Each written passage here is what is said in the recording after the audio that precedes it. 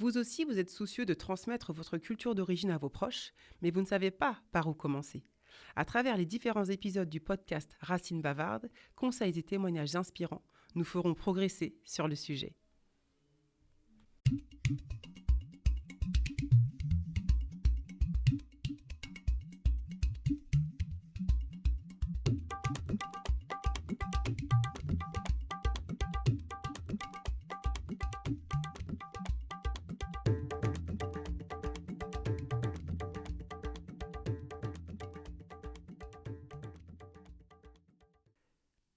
Bienvenue sur l'épisode numéro 7 du podcast Racines bavardes. Avant de vous présenter l'invité du jour, je vous rappelle l'épisode numéro 6. Pour l'épisode numéro 6, nous étions en présence de Kadessa, Géraldine Gomis, qui est ma sœur dans la vraie vie. Avec Kadessa, nous avons parlé de plusieurs choses. On va dire que la thématique de l'épisode, c'était transmettre sa culture d'origine à travers sa passion, en l'occurrence le chant. Avec Géraldine, nous avons abordé la passion d'un métier qu'on met au premier plan, comment on la met au premier plan, et puis comment à travers sa passion, on transmet sa culture d'origine. Donc pour Kadessa, ça passe à travers évidemment le chant, mais aussi plein d'autres choses au niveau perso, comme la réalisation de certains plats, comme de porter des tenues, de parler sa langue maternelle, de montrer des photos, des vidéos de la vie sur place dans le pays d'origine. Donc voilà, je vous en dis pas plus, je vous laisse découvrir l'épisode numéro 6. Je vous mettrai le lien dans la description de l'épisode, dans les notes, comme ça vous pourrez aller faire votre curieux, votre curieuse et en savoir plus sur Kadessa. Voilà, revenons à l'épisode numéro 7 et nous sommes en présence d'une autre personne de ma famille. Bonjour Jean-Marie. Bonjour cousine. Et oui, le cousin est parmi nous aujourd'hui, je suis ravie de l'accueillir. Encore une fois, dans les locaux de la radio HDR, merci. Je ne sais pas si je vais les remercier à chaque fois. Ils vont se dire au bout d'un moment, Stéphanie, arrête de nous remercier à chaque fois. Mais je suis tellement contente d'avoir des conditions idéales pour enregistrer, avoir un endroit où on a le son à disposition, sans bricoler avec son téléphone comme j'ai pu faire au début. Donc, le podcast Racines bavardes évolue et je suis bien contente que vous en profitiez. Bienvenue Jean-Marie dans les locaux de la radio HDR. Eh bien, merci pour cette invitation. Ben oui, une invitation parce que on échange de temps en temps ensemble. Et la dernière fois qu'on s'est eu au téléphone, on a discuté de tes origines, parce qu'on a des origines communes, on va en parler aussi après, mais il y a des origines qui te sont propres. Et quand tu m'en as parlé, je me suis dit, mais en fait, Jean-Marie, il a une double culture. Dans sa famille d'origine, et j'avais envie qu'on puisse en parler pour que tu puisses nous raconter ses spécificités et de voir comment toi, en tant qu'individu, tu vas justement à la recherche de tes origines et comment après tu les transmets en fait. D'accord. Voilà. Oui. Alors du coup, dis-nous tout sur tes origines alors, cette double culture. Eh bien, en fait, mon père est guinéen, Guinée-Bissau, et ma mère est guadeloupéenne. Bah voilà. Voilà. Super. Donc double culture, du coup ça va te faire deux entrées là sur cet épisode, Oui. sur l'entrée un peu de Guinée-Bissau Oui, et puis l'entrée de la Guadeloupe où tu as des choses à nous raconter sur chacun des plans en fin de compte. exactement.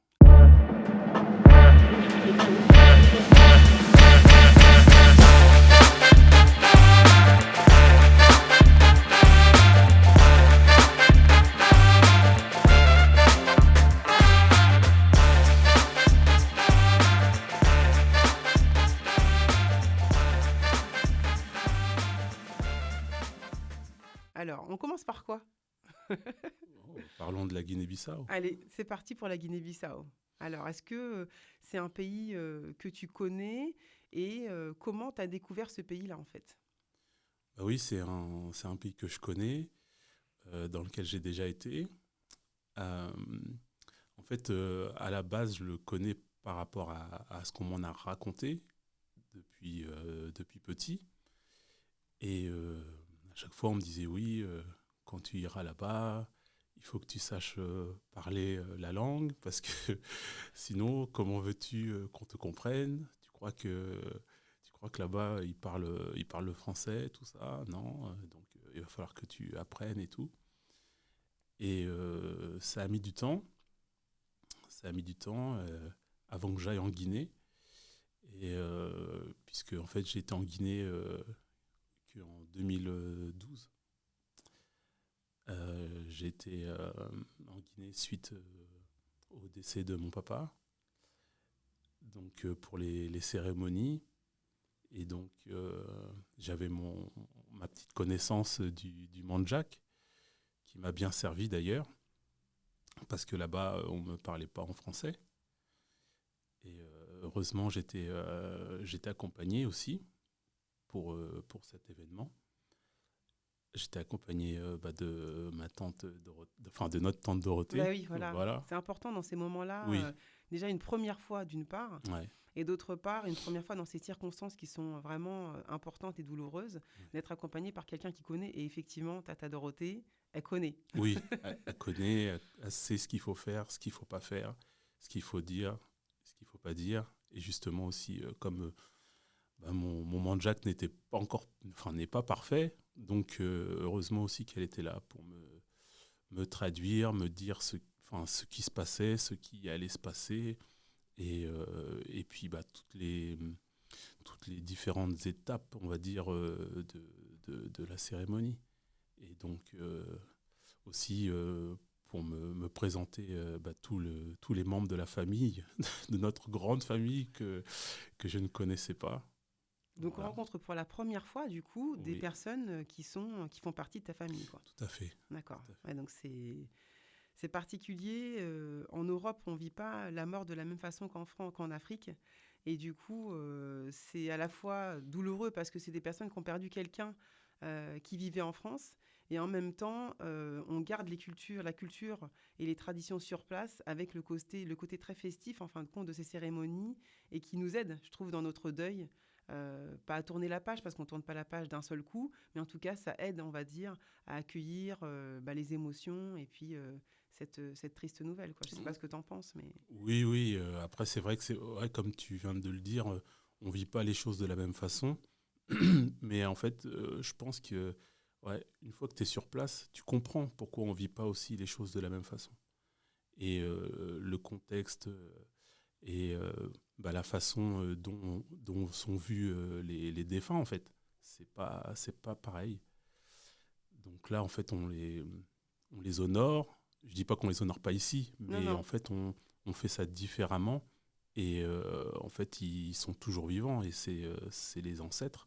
Ils montent, ils deviennent des ancêtres pour nous. Donc, et ils sont très très présents dans nos vies. Oui. Oui. Est-ce que, du coup, sur place, tu as vu les statuettes ? Oui. Ouais. Oui, j'ai vu les statuettes de ceux qui sont partis avant papa. C'est ça, donc on appelle ça ISAP. Ouais. Je dis pour ceux qui ne connaissent pas la culture mandjak, donc ISAP. Ce sont vraiment les statuettes physiques, en fin de compte, qui sont en bois, qui sont sculptées par des personnes dont c'est le métier dans la communauté. Et l'esprit qui englobe ces statuettes, on appelle ça Balugum. Donc finalement, ISAP, c'est le côté physique que l'on touche, donc le côté bois des statuettes. Et Balugum, c'est vraiment les esprits qui sont représentés par les statuettes. Et c'est vrai que ça, c'est quand je les ai rencontrés quand je suis allée en Guinée en 2007, ça m'a fait quelque chose parce que j'en avais pas forcément entendu parler avant de venir. Et du coup, c'était une double surprise et une belle rencontre. Et du coup, je les ai pris en photo. Et ils sont dans mon salon parce que je sais que comme je peux pas aller, j'y suis allée qu'une fois en Guinée, j'y retournerai certainement cette année, mais du coup, il y a quasiment 20 ans d'écart. Et donc, le fait de les avoir dans mon salon, au-dessus de la photo de mes enfants, c'est comme des protecteurs dans notre espace de vie. Et j'avais envie de les avoir à mes côtés, quoi, au quotidien. Ouais, c'est marquant. Oui. C'est marquant. Et puis, moi, j'en avais entendu parler, mais quand tu en entends parler et quand tu le vis, quand tu les vois, c'est encore autre chose parce que là, tu matérialises concrètement. C'est vrai qu'on est dans un monde matérialiste, donc on peut te parler de choses, mais quand tu les vois, quand tu les vis et quand tu peux toucher aussi, c'est encore différent, une autre sensation. Tout à fait. Donc, tu es là en 2012, première rencontre avec la Guinée-Bissau, première rencontre avec la famille sur place. Est-ce que, donc là, cette cérémonie très importante que tu as faite en arrivant au village, ça veut dire que tu es arrivé au Sénégal, puis tu es allé en Guinée, ou tu es arrivé directement en Guinée-Bissau ? Comment ça s'est passé, là, ton arrivée ? Non, en fait, on est passé par le Sénégal parce que en fait, j'étais plusieurs fois au Sénégal avant d'aller en Guinée parce que papa a construit 2 maisons là-bas. Et donc, du côté de Ziguinchor, à Kandé. Et à chaque fois qu'on allait au Sénégal, en fait, on allait là-bas. Et puis, en fait, la terre-mère, c'est la Guinée, qui est toute proche. Donc là, cette fois-ci, on a atterri d'abord au Sénégal. On a été dans la maison de papa. Et ensuite, avec tout le monde, direction le village en Guinée. D'accord, Ouais, bien. Le voyage, j'imagine, était vraiment dédié à cette cérémonie. tout à fait. Est-ce que tu as pu retourner en Guinée-Bissau après 2012? Non, j'y Non? suis pas retourné. Je suis D'accord. retourné au Sénégal, dans la maison de papa. Oui. Parce qu'avec maman, maintenant avec maman et mes sœurs, on s'occupe de ce que papa nous a laissé. Et Bah oui, vous avez donc, un héritage voilà, en donc charge. on s'en occupe régulièrement. Et puis, mais la Guinée, c'est vrai que je n'y suis pas retourné. Mais c'est prévu Ouais. justement pour cette cérémonie, pour la statuette, cette fameuse statuette. Ouais, effectivement, ça se fait Voilà. en plusieurs temps. Il y a la Oui, cérémonie où on va pour apporter la valise. Je ne sais pas si vous avez fait ça. oui, c'est ça. Voilà. Est-ce que tu veux en parler un petit peu de cette cérémonie, enfin de cette tradition de la valise qu'on apporte quand on arrive de France au village? Oui, moi c'est pareil, j'en avais entendu parler. Et en fait, là, c'est moi qui l'a vécu. Moi, je suis l'aîné de ma famille. J'ai 4 sœurs et je suis le seul garçon.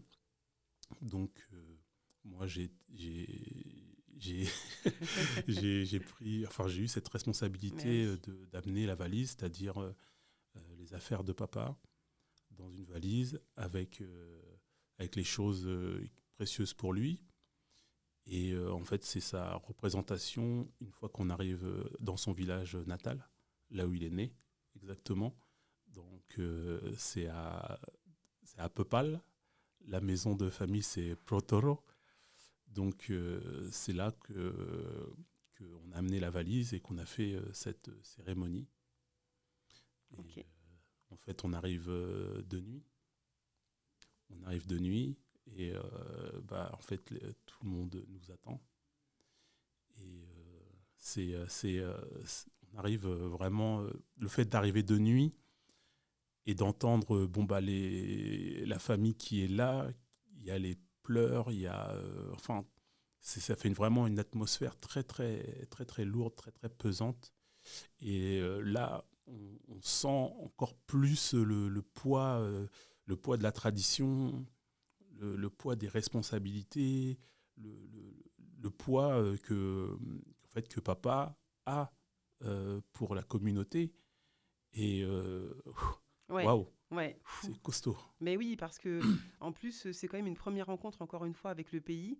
Et tu te dis, mais la première fois que tu mets les pieds là-bas, c'est pour cet événement important et grave. Et du coup, c'est d'autant plus marquant parce que, effectivement, ce poids de la responsabilité, le poids de la culture, qui fait que toi, en tant qu'aîné, tu as tout ça, en fait, à apporter. Donc, c'est pas juste une première connaissance avec la ville et le village et le pays. C'est tout ce qui va avec, en fin de compte, dans ces circonstances-là. Et j'imagine que ça doit être très, très particulier. Est-ce que vous avez apporté des pagnes?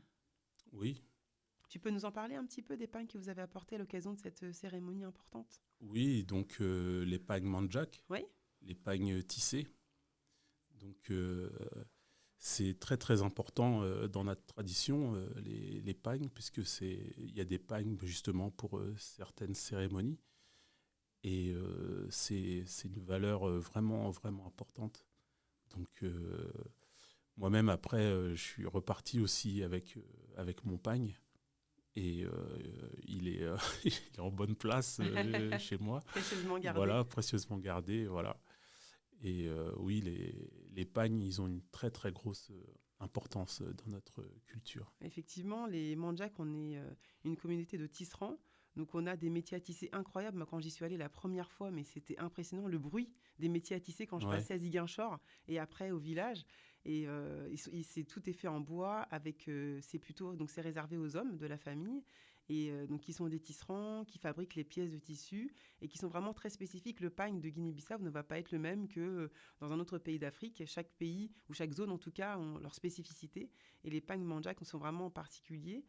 Tout aussi beaux bien sûr que les pagnes des autres cultures, bien sûr, il n'y a pas de hiérarchie ou quoi, mais nous on les connaît parce que c'est les pagnes de notre culture. Et effectivement, comme tu dis, ils sont très importants à différents moments de la vie. En principe, en tout cas, quand on est en Guinée-Bissau, à la naissance, on peut offrir un pagne. Lors d'un mariage, on offre un pagne ou plusieurs. Voilà, enfin, c'est une pièce importante qui va se caler à différents moments de la vie. Et c'est vrai que moi, j'ai vécu aussi les pagnes quand maman est décédée. Et ça m'a vraiment surprise parce que je ne connaissais pas l'importance des pagnes au moment des décès. Et au moment du décès de maman, il a fallu que différents membres de la famille très proche offrent chacun un pagne. Et ils l'ont mis dans le cercueil autour de maman. Oui, c'est Et en ça. fait, ça fait bizarre, tu as l'impression que tu es envahi finalement de pagne. Ouais. Et c'est après coup que j'ai compris en fait la notion de kakuren. Et kakuren, c'est vraiment, on va dire, comme un messager. Finalement, le mort se transforme en messager en quelque sorte. J'espère que je l'explique bien. Par rapport aux auditeurs qui connaissent plus, il ne faudra pas hésiter à venir vers moi en me disant, bah voilà, apportant des précisions par rapport à ce que je vais dire. Mais kakuren, c'est vraiment une tradition où le mort va recevoir les pagnes des personnes proches de la famille. Il va en garder une partie pour lui quand il va passer de l'autre côté. Et il va aussi apporter des pagnes que certaines personnes auront remis pour des personnes décédées avant lui. Et je trouve cette tradition vraiment magnifique. J'en parle tout le temps autour Ouais, de non, mais moi. c'est vrai, c'est Et vrai. même et là, les pagnes, enfin vraiment, du coup, depuis que j'ai vécu cette épreuve du pagne quand maman est décédée, ça a pris une autre tournure. Le pagne, c'est une autre place dans mon quotidien. Et quand j'ai quelqu'un de mon entourage proche qui n'est même pas forcément mandjak et qui a perdu quelqu'un de sa famille, je lui offre un pagne un peu avant l'enterrement, et en lui expliquant ce qu'on est en train de se dire là sur Ouais, l'importance en fait et sur la notion de kakuren. Et après, la personne, elle en fait ce qu'elle veut, évidemment. Il ne s'agit pas de s'imposer, de dire, bah oui, il faut que tu fasses ça. J'explique, voilà, dans notre culture, voilà à quoi se sert ce pagne que je t'offre. Et maintenant, t'en fais ce que tu veux. Soit tu le mets dans le cercueil du défunt, ou bien tu le gardes pour toi. Et peut-être que ce sera le lien entre toi et la personne que tu viens de perdre. Et je trouve que c'est l'importance de ces pièces de tissu dans notre communauté, mais le partage aussi qui va au-delà parce que finalement, je trouve que c'est une démarche tellement belle que j'ai envie de la faire partager, d'en faire profiter d'autres personnes qui ne sont pas forcément dans la communauté, quoi. ouais, ouais. Donc voilà. Et puis, ce que j'aime bien faire aussi, quand mes enfants passent des caps importants, je sais qu'à l'époque, Elika, mon aînée, elle passait le bac de français.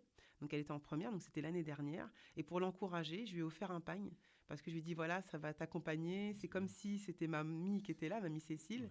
Et d'ailleurs, les pagnes que j'ai, c'est que des pagnes que j'ai récupérées de ma maman. Et du coup, ça l'a encouragée.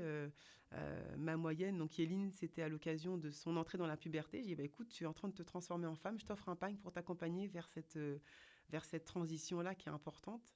Et puis Nathan, c'était parce qu'il entrait au CP. Donc à la rentrée là, je lui ai dit écoute, je t'offre ton pagne, c'est un pagne de mamie Cécile, et puis bah, il t'accompagnera vers cette entrée en élémentaire. Donc voilà, rappeler que ces pièces de tissu, c'est pas que des pièces de tissu, mais que c'est vraiment des espèces de bijoux de famille en fin de Oui, compte, ouais, ouais, tout à et que fait. c'est important de ne pas les garder juste pour soi quand on les reçoit. Je pense qu'il y a certaines pièces qu'on peut partager et offrir à nos proches, quoi. Ouais, ouais, tout à fait, tout à Voilà. fait. C'est vrai que les pagnes, bah, euh, avant le décès de papa, c'est vrai que, par exemple, lorsqu'on allait au décès d'un membre de la famille, lorsqu'on a une famille proche, il fallait ramener un pagne. Et ça, je l'ai souvent fait. Mais quand il a fallu qu'on nous amène les pagnes, là, C'est encore autre c'est chose. encore autre chose Ouais. de le vivre. On voit en plus, c'est très précieux. Donc, l'importance, le poids qu'a ce pagne, en fait, là, on le vit encore différemment. Ouais. Enfin, en tout cas, pour moi, Ouais. ça s'est passé Je comme ça. comprends, je partage. Ouais, Ouais. vraiment. Très bien. Bah, merci pour ce partage parce que c'est quand même des moments assez délicats à raconter Ouais. et je trouve qu'on n'en parle pas assez. Je trouve que c'est un peu tabou dans notre communauté et d'avoir quelqu'un qui prend le soin de nous expliquer ce qu'il a traversé, je pense que ça peut aider ceux qui passeront par là et que ça peut aussi remémorer des souvenirs à des personnes qui sont passées par là. Donc merci beaucoup Jean-Marie pour ce partage. Ouais. J'avais envie de parler, toujours dans cette communauté, dans cette culture mandjak, Oui. de ton mariage que j'ai pas pu vivre parce que j'étais enceinte Ouais. tout proche de l'accouchement. Donc j'ai envoyé mon aîné Oui. avec les frangins frangines pour assister à ton mariage. Est-ce que tu peux nous parler de cette partie, de cette part de la culture d'origine, de ta culture d'origine dans ton mariage? Est-ce que tu veux nous en parler un petit peu? Oui, tout à fait, puisque je suis marié avec Lydia Gomis, Ouais. donc, qui est Mandjak aussi.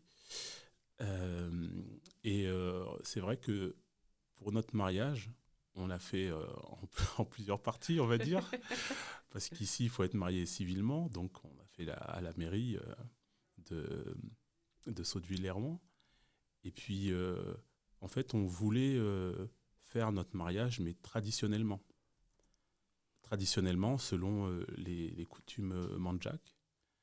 Parce qu'on se dit mandjak, on va souvent à des mariages, mais en fait, la façon dont on se marie ici, enfin, on se marie selon les traditions d'ici, c'est-à-dire qu'on va soit à l'église et après à la mairie, ou des fois que à la mairie. Mais euh, selon la tradition, j'avais jamais vu. Et donc là, le fait que ce soit mon mariage, en parlant avec ma femme, eh ben, on s'est dit oui, pourquoi pas le faire et puis convier nos familles, nos proches à vivre ce mariage de cette façon-là. Et donc on a été au Portugal. On a convié tout le monde au Portugal parce qu'en fait, la famille de ma femme Lydia sont tous au Ah oui. Portugal. Voilà. Et eux aussi connaissent très très bien la tradition, comment se passe un mariage traditionnel. Et donc, on a voulu le vivre là-bas. D'accord. Alors, comment ça se passe un mariage traditionnel? Parce que moi, j'ai tout loupé. Alors, Ouais. attention, j'ai vu des photos, mais les Oui, auditeurs, voilà, je suis sûre qu'ils aimeraient en savoir un peu plus. Donc, c'est quoi les points majeurs quand on veut se marier de façon traditionnellement mandjak, quoi? En plus, c'est rigolo parce que vous êtes tous les deux mandjak. oui. Donc là, vous avez mis le paquet. Ouais, ouais, ouais. Donc, moi, j'avais la chance aussi d'avoir ma famille proche qui était là. Donc, en fait, Anne, Ouais. ta grande sœur, ma grande cousine, qui est la plus âgée de nous, en fait, c'est elle qui devait porter la, la calebasse. Ah, je savais même pas ça. Si, son rôle était très, très important. Ah oui, effectivement, parce que c'est vrai que je le Ah oui, rappelle, mais on est cousins, mais parce que ton père et ma mère sont frères et sœurs, c'est ça. étaient frères et sœurs, donc voilà, je rappelle, petite précision pour voir le degré de parenté. Oui. Et donc, dans cette calebasse, il y a des choses importantes à mettre, c'est-à-dire il faut de la cola, il faut des bouteilles d'alcool, et, il faut du fil, ouais, fil aiguille. En fait, il y a plusieurs choses à amener. En fait, c'est pour vraiment nouer le mariage Waouh. traditionnellement. Donc, en fait, en plus, dans la communauté mandjak, le fait de le faire, ça, c'est plus important que la mairie, par exemple. D'accord. Oui, là, on peut dire on est vraiment mariés. Et donc, nous étions dans une maison et en fait, on va se présenter dans la maison de Lydia, que je n'avais pas vue depuis plusieurs jours. Voilà, Ah oui. voilà. Donc, en fait, on arrive, nous, toute notre famille, avec Anne devant. Ouais, ouais, il y avait tonton Alberto qui était là, qui représentait papa. D'accord. Voilà. Et donc, on va dans la famille de Lydia et ils nous reçoivent. Donc, moi, en fait, on m'a tout de suite, hein, on m'a dit, toi, tu vas dans une pièce là-bas au fond. Ah ouais, toi tu vas là-bas. Ouais, Allez. toi, tu vas là-bas. En fait, on m'a enfermé dans une pièce, crac, fermé à clé, tout. Et puis, en fait, de l'autre côté, il y a toute la famille qui qui se présente à la famille de Lydia pour que ça soit fait de façon officielle, même si certains membres se connaissent, mais tout le monde ne se connaît pas. Donc là, tout le monde, les présentations sont faites. Et, et au bout de, je sais pas, peut-être une heure et demie, on m'appelle. Et pendant ce temps-là, tu es dans la pièce toujours? Moi, je suis dans la pièce. J'entends pas, j'entends rien, je vois rien. Waouh! Je sais pas ce qui se passe. Et en fait, ouais, ouais. J'avais jamais entendu cette façon de se marier. C'est magnifique. Oui, Enfin, c'est oui, magnifique. Ça dépend du point de oui. vue. De quel point de vue on se place? Ouais, ça c'est pour l'homme. Et je sais Waouh! que pour la femme, donc Lydia, elle, déjà de la veille, il y a toutes les femmes qui se réunissent. Là, c'était chez la sœur de Lydia. Ma mère, mes sœurs, Lydia avec ses sœurs, ils sont toutes réunies chez la grande sœur de Lydia. Et en fait, elles font un peu elles font la fête, quoi. Elles font la fête, elles Enterrement de vie de jeune s'amusent. fille, Voilà, quoi. c'est un petit peu ça. Elles s'amusent et tout ça. Ça dure toute la nuit. Ça a duré très longtemps. Ouais, ouais, ouais. Ouais, ouais. Et donc moi, lorsqu'on m'appelle à revenir parmi tout le monde, eh bien, c'est pareil, je me présente. Et puis, tout ça en, en mandjak. Ah Oui, oui! j'essaye de me présenter en mandjak. Parce que la famille de Lydia, il y en a beaucoup aussi qui parlent créole. Ouais. Voilà. Il y en a qui ne parlent pas mandjak. Il y en a qui parlent mandjak. Les grandes parlent mandjak. Et donc, on échange, on se présente. Et puis, en fait, Anne présente la calebasse. Voilà. C'est comme la dot. D'accord. Voilà. C'est comme la dot. Et tu avais répété pour te présenter en mandjak? Répéter. Non, pas forcément, mais bon, avec mon petit mandjak, je sais me Voilà, bah débrouiller. c'est super ça. Voilà, ouais, ouais, ouais. Donc voilà. Et puis même, de toute façon, après, on te dit, si tu n'y arrives pas, on va traduire. Il Ouais. n'y a pas de problème. Et puis en plus, comme il y a eu aussi cette barrière avec le créole que je ne parle pas, donc il a fallu aussi traduire aussi aux autres membres de la famille. Mais D'accord. le dialogue s'est installé, ça Bah, ça rigole m'étonne et pas. tout, Ça doit voilà. être magnifique. Oui, tout à fait. Et donc ça, c'est une première partie. Donc ça dure pas mal de temps, mais c'est une première partie. Et ce qu'on a fait, que je ne connaissais pas, parce que c'est le jour du mariage, en fait. Le jour du mariage, donc il y a une salle on se réunit tous dans une grande salle. D'accord. Et donc, là, c'est pareil. Moi, je suis là, j'attends. Le marié, il attend. Je suis en tenue traditionnelle. Et en fait, j'attends ma femme. Mais elle vient pas. J'attends. Et donc, j'attendais. Et c'était long. C'était long. Et je demandais, ouais, mais elle arrive quand? Elle Ah, arrive faut le quand? mériter, hein. Bah oui, Waouh. mais là, vraiment. Et puis, bah, on demande. En fait, on passe dans l'assistance et on dit, oui, est-ce que vous voulez qu'elle arrive? Et tout le monde dit, oui, oui, Ah, oui. c'est une Alors, animation carrément, quoi. mettez un petit billet, mettez quelque chose, ça va l'attirer, ça va l'attirer. Et donc, on fait un peu le tour et tout. Il y a de l'ambiance et tout. Et puis, au bout de pas mal de temps, en fait, je vois ma femme qui arrive avec des pagnes, habillée par ses sœurs. Donc, le pagne traditionnel. Et en fait, je vois pas son visage. Donc, elle est couverte et tout. Ouais, c'est très, très... Hyper émouvant. Oui, oui, oui, c'est une cérémonie. Et là, j'avoue que ce moment-là, euh, bah, j'ai vu... ça s'est passé en 2017. D'accord. Ouais. Et je sais pas, j'ai eu un moment d'absence. C'est comme si mon père m'avait convoqué et qui m'a dit, J'ai des frissons. ouais, mon fils, là, ce que tu fais, là, c'est bien. Là, tu me représentes bien. Et je l'ai senti comme ça. Et j'ai pas compris, en fait. Les larmes, elles ont coulé toutes seules. C'était la folie. Mais c'est Pourtant, normal, ouais, Jean-Marie. j'ai pas compris. Et ça n'arrêtait pas de couler. Oh. Et mes filles qui m'ont jamais vu pleurer, ni quoi que ce soit, elles me regardaient, elles disaient, papa, mais qu'est-ce que t'as? Mais papa, arrête. Ouais, voilà, c'était ça. Et j'ai vécu vraiment un moment très, très, très fort. Très fort. C'est très beau. Ouais, Très, très beau. voilà. Juste là, en le racontant, en t'entendant le raconter, j'ai l'impression d'y être, en fait. Ouais. Et tu vois, on n'avait pas encore pris le temps D'échanger par rapport à ça. dans le Oui. détail. Et c'est magnifique, Ouais, énorme. oui. Donc ensuite, on me demande si je veux ce que je veux.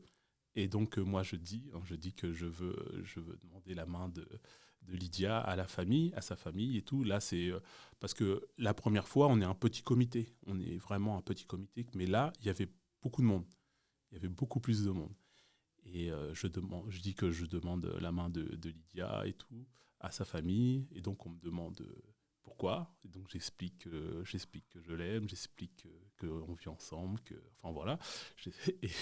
Et, et ensuite, il y a, en fait c'est marrant, il y a des sortes de petites épreuves. Ah ouais? Ouais, chose que j'avais jamais vue. Donc en fait, on est au milieu d'un cercle, tout le monde nous entoure. Et par exemple, on nous met un plat de riz. On nous met un plat de riz et en fait, c'est celui qui prend la cuillère et qui mange le plus vite. Mais non. Ouais, il y avait ça. Et en fait, c'est des plats traditionnels.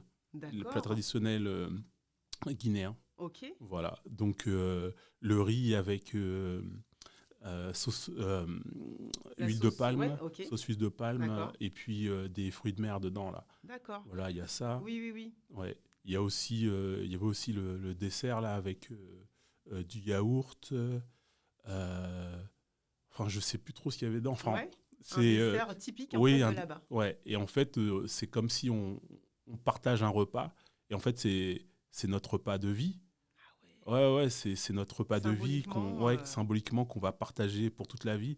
Donc, ça veut dire que si elle mange avant moi, c'est pas un problème. C'est pas un problème puisque elle a mangé, mais moi aussi si je mange avant elle, c'est pas un problème puisque j'ai mangé. En fait, notre couple s'unit comme ça et dans la vie c'est comme ça, c'est un partage de tous les instants, de tous les moments et c'est vraiment une symbolique. C'était très très fort Quelle comme richesse. voilà. Et ensuite on a eu des danses traditionnelles, D'accord. voilà. En fait avec franchement c'était trop fort avec des djembés. Ah ouais. Ouais, des djembés, puis des femmes qui dansaient. D'accord. Et puis nous, on était impressionnés parce qu'il n'y avait pas de... Par exemple, il n'y avait pas là, on est dans un studio Oui. avec table de mixage. Là, il n'y avait pas d'enceinte, il n'y avait rien de tout ça. Il n'y avait pas C'est- besoin en fait. Il n'y avait pas besoin. C'était juste les djembés et les femmes avec les pagnes, avec les cloches, les clochettes. Est-ce qu'il y avait Itakeba aussi là? Oui, il y avait ça. Oh là là. Voilà, il y avait aussi au niveau des chevilles, là, ce qui fait du bruit. Et puis, on sentait les vibrations. Et c'était fort. C'est Besoin fort de parce rien que... d'autre. Voilà, besoin de rien d'autre. Et comme nous, notre culture s'est fait beaucoup sur la vibration. Ouais. Voilà, la vibration, quand on s'adresse aux ancêtres, Ouais. c'est par rapport à la vibration de l'eau et tout ça. Oui. Voilà, donc là, c'était très, très fort. Très Waouh. fort. Et tous ceux qui nous ont accompagnés, ils nous ont vraiment remercié d'avoir vécu ça parce que c'était la première fois. Mais écoute, moi, mes frères et sœurs, c'est ce qu'ils m'ont raconté. Ils m'ont dit, mais on n'a jamais vécu un mariage pareil. Même des mariages de tonton ou tata qui sont ancrés dans la tradition, dans la culture, ils n'ont jamais vécu ça et ils n'oublieront jamais, quoi. C'était, voilà, inoubliable. Donc vraiment, bravo. Et moi, je dis toujours, de nos jours, ceux qui se marient, c'est une générosité. Je trouve c'est un acte de générosité parce que ça coûte très cher. Et ça demande beaucoup de temps, comme ça a toujours été de toute façon, mais plus ça va et moins je trouve qu'il y a des gens qui se marient. Et je suis sûre même que les chiffres à l'échelle nationale se vérifient dans cette tendance. Et ouais, vraiment d'avoir fait le choix de se marier et dans cette démarche-là, c'est doublement chapeau, quoi. Bah ouais, et puis c'était bien aussi pour maman, maman a vécu ça aussi à 200%. Maman, elle était partout, et puis mes sœurs aussi, qui ont vécu ça aussi, parce que la tradition, toute cette tradition-là, nous, on la connaissait pas. On la connaissait pas, on la découvre totalement. Et c'était quelque chose de très fort. C'est génial. Ouais, tout le monde en pagne, en tenue traditionnelle et tout. Non, c'était bien, c'était bien. Et puis même de la famille de maman, des Guadeloupéens, Mais oui. Guadeloupéennes qui sont venus. Voilà, mes cousines aussi de ce côté-là, qui sont venues, qui ont découvert aussi, et qui ont vécu ça. Wow. Non, c'était bien. C'est énorme. Ouais, Non, bravo. ouais. Bravo. C'est Puis super. mes cousins, enfin tous mes proches, là, tous ceux qui m'accompagnent, Ils c'était étaient là. top, c'était top. C'est génial. Ouais. Merci pour ce retour, pour ce récit. Et du coup, tu m'offres une transition impeccable quand tu parles de ta maman. Oui. Parce que maintenant, on va aller de l'autre côté de ta culture d'origine, à D'accord. savoir la Guadeloupe. Oui.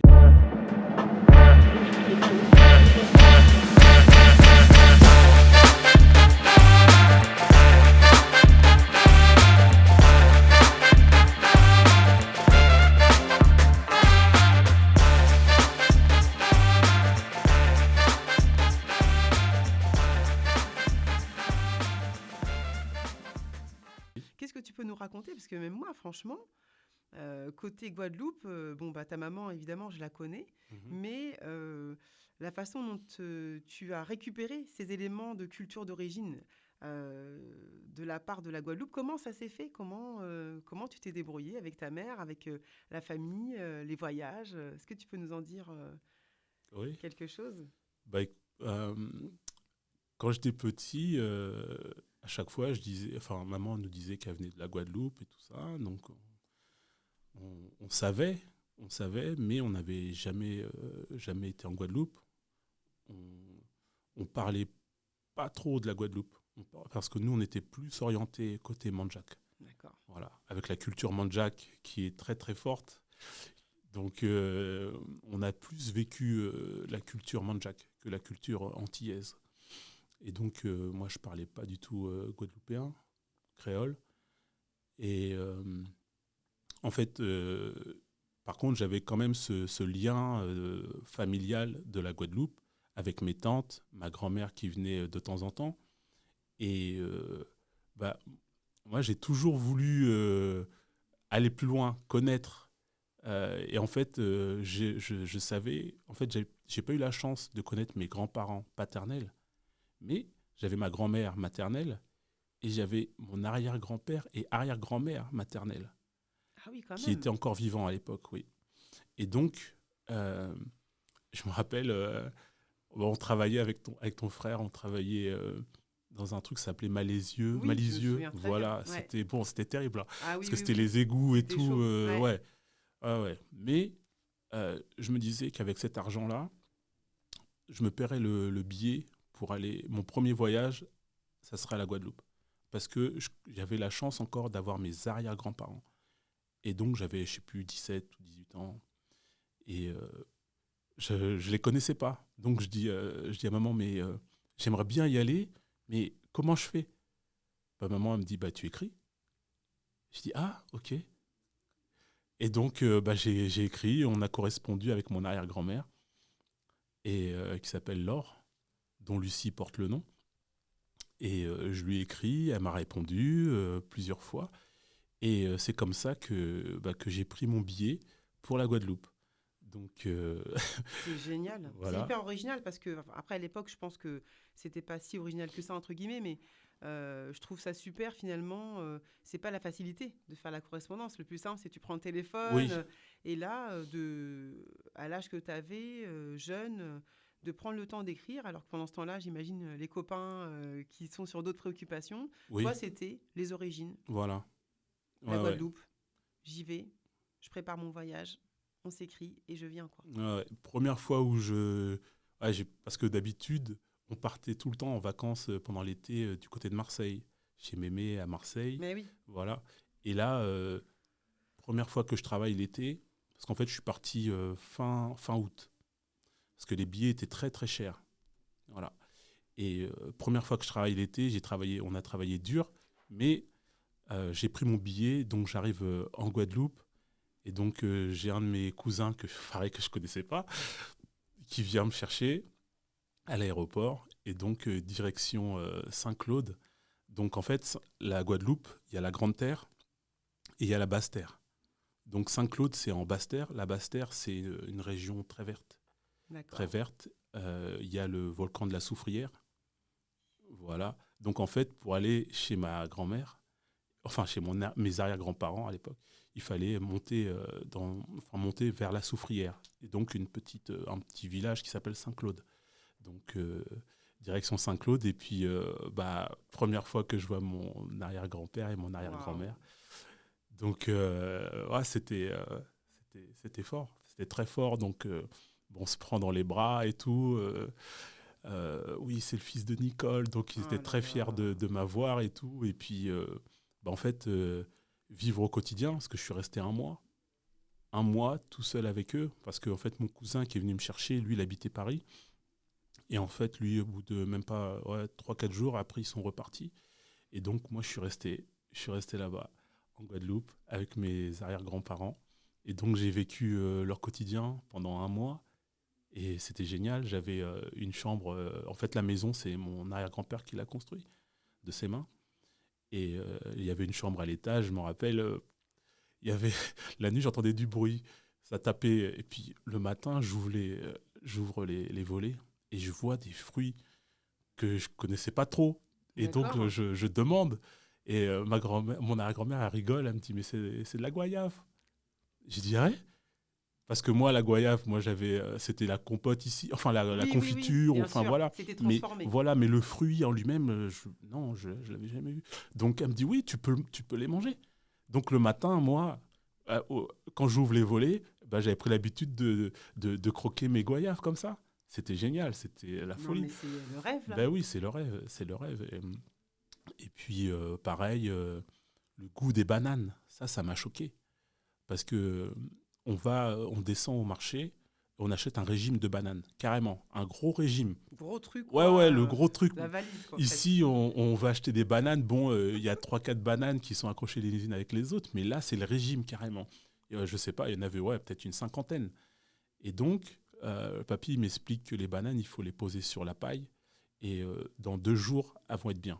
Parce que là, elles étaient un peu vertes. Et donc, 2 jours après, je vois les bananes bien jaunes et tout. Et il me dit, goûte. J'en goûte une, mais Oh franchement, là le là. goût, il est encore là parce que c'était sucré. C'était incroyable. Or que quand on est ici, en Europe, eh ben, en fait, on a un goût de banane. Oui, Parce que pour nous, on a un goût de banane. Mais ça n'a rien à voir. toi, t'as goûté les vraies bananes. Voilà. Et pareil, c'est là aussi que j'ai découvert qu'il y avait plusieurs sortes de bananes. Il y en a des toutes petites. Franchement, elles sont toutes petites, c'est marrant. Il y a des bananes, pareil, qu'on met dans la sauce salée. Et c'était la D'accord. première fois que je mangeais. Un peu comme des bananes plantains, Oui, en quelque sorte. ouais, c'est ça, ouais, ouais. Mais c'était la première fois, moi, que je mangeais des bananes comme ça, en sauce. Et ouais, c'était des découvertes en découvertes. C'est énorme. Donc, découverte culinaire, ça a été une de Ouais, tes plus grosses, j'imagine, oui. découvertes Ah oui, oui, oui. de ta culture d'origine, en fin de Tout à compte. fait, ouais. Tout à D'accord. fait, tout à fait. Et est-ce que il y a d'autres aspects de la culture que tu as découvert sur place et que si tu n'étais pas allé à ce moment-là en Guadeloupe, tu n'aurais jamais connu? Oui, par exemple, euh, le rhum. Ouais. Bon, moi, T'avais jamais goûté du rhum, Jean-Marie? Pas comme ça. moi, à l'époque, bah, j'avais 17 ans, donc Oui, bah ouais, je c'était buvais pas. pas. Ouais. Mais là, en fait, l'arrière-grand-père, lui, tous les midis, il buvait son petit punch. Mais il était déjà âgé, hein, mais il était en pleine forme. Il me racontait des histoires et tout. Et en fait, le midi, c'était son petit rituel.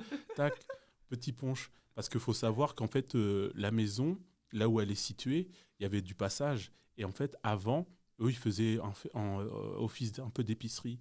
Et ils vendaient du rhum de Bologne. Il D'accord. y a un rhum qui s'appelle le rhum Bologne. Et ils vendaient un peu ce rhum-là. Et donc il buvait son petit punch. Donc il me disait, tu veux goûter? Bon, allez, tac, juste un le midi, comme ça. Voilà, j'ai goûté ça.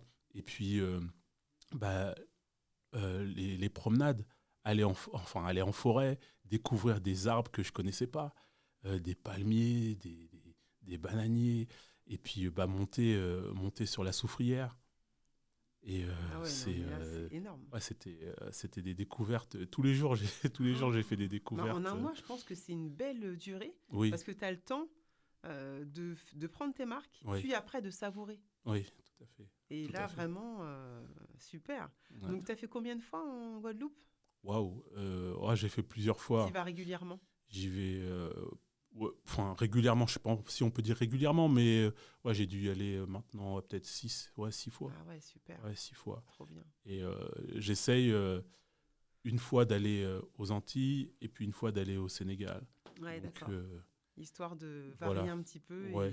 et d'être sur les deux plans de ta culture d'origine, quoi. Oui, oui, tout à fait. Tout D'accord. à fait. Donc là, on voit quand même qu'il y a une richesse sur les deux côtés. Ouais, Même si, comme tu disais un peu, à un moment donné, peut-être qu'il y a une culture qui a pris un peu le dessus, entre guillemets, sur l'autre. ouais. Mais toi, tu as essayé de rétablir cette égalité, cet équilibre, en te déplaçant, en fin de compte, en allant à la rencontre de tes cultures et des personnes qui la représentent, quoi. Et Oui, oui. c'est vraiment courageux. Et puis le fait aussi d'être sur place et d'entendre du créole toute la journée, tout le temps. À la radio, ça parle créole. À la télé, tu mets des émissions. Bon, il y a beaucoup d'émissions en français, mais il y a le journal en créole. Parce qu'il y a le journal en créole et après le journal en français. Et ouais, ça fait bizarre. Mais bien sûr. Ça fait bizarre et tout. Et puis, après aussi, de commencer à comprendre certaines choses de la vie, l'esclavage, enfin, les choses qui se sont passées. Pareil, on a été au marché. Et quand on va au marché là-bas le samedi matin ou le dimanche matin, c'est pas comme le marché ici. Parce que moi, le marché en France, j'y vais pas trop. Mais là-bas, il y a les senteurs. Ouais, les senteurs, il y a cette ambiance, il y a des gens aussi qui sont là, qui jouent du djembé, et là-bas, c'est le gros cas, Ah voilà. ouais. Donc, il y a des gens qui passent, qui dansent, voilà. Et Animation de folie. voilà, toi, tu fais tes achats, et puis tu t'arrêtes, et tu vois les gens qui dansent, qui sont pris par ça, et ils sont, ils sont vraiment, waouh, leur esprit est en communion avec les vibrations du goka. C'est quelque chose, non, c'est fort. C'est fort et j'ai découvert tout ça comme ça d'un seul coup, là. Puis la mer, ouais, enfin, j'ai fait beaucoup de choses. C'était fort. Très complet, très riche. Ouais, Donc là, toute cette richesse que tu as récupérée, récoltée d'un côté et de l'autre, oui. qu'est-ce que tu en as fait? Dans quelle mesure tu as transmis ça à tes enfants, à ta compagne, enfin à ta femme, à ton entourage proche? Comment tu peux dire que tout ça mélangé, qu'est-ce que tu en as fait? Pour terminer, ça va être la dernière partie de notre podcast. En fait, j'essaye de dire quelques mots en créole à mes filles. Le fait de dire bonjour, de dire au revoir, comment tu vas et tout ça. Donc, le mandjak, j'essaye pareil aussi de parler un petit peu avec mes filles, de leur dire quelques mots. Voilà. Mais je me dis, peut-être qu'elles feront comme moi, c'est-à-dire que après, elles prendront ce qu'elles veulent et elles iront approfondir leur richesse. Parce que c'est une richesse. Et puis le partage dans le sens où j'aime bien avoir du monde autour de moi. Et parce que, bon, on a beaucoup d'amis, tout ça, mais mes plus proches, c'est mes cousins, mes cousines. Voilà, c'est pas forcément le cas pour tout le monde, mais moi, autant côté Guadeloupe que côté Guinée, bah, ceux qui sont les plus proches de moi, c'est mes cousins et cousines. Voilà. Donc, on partage souvent. J'ai une de mes cousines, Audrey. Oui, Voilà. Là, ça fait un petit moment, mais je sais que là, elle est partie un peu sur Bordeaux. Mais on parle créole.